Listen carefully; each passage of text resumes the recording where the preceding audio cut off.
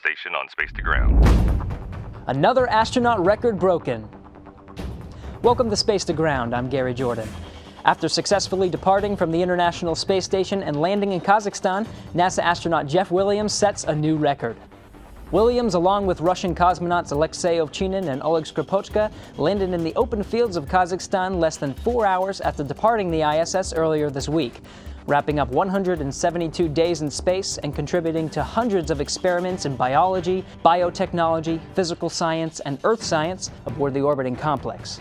Williams broke the record for most cumulative days in space by a U.S. astronaut, setting the bar at a total of 534 days.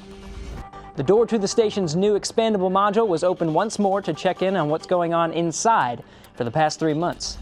Before he left the station, Jeff Williams with NASA astronaut Kate Rubins entered the Bigelow Expandable Activity Module, or BEAM, for the first time since June. They collected data on radiation and impact analysis and also took some air samples and surface samples before closing the hatch. BEAM was installed on the International Space Station on April 16th of this year and fully expanded on May 28th. This week's question comes from Gunzwansling, epic name, who asks, what is the advantage of sequencing DNA in space? Well, one of the biggest advantages of sequencing in space versus returning samples to Earth is time. Last week, Kate Rubins sequenced DNA in space for the very first time with a handheld device called the MinION.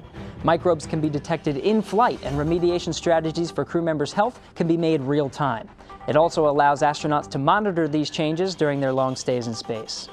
Keep sending us your questions using the hashtag #SpaceToGround. We'll see you next week.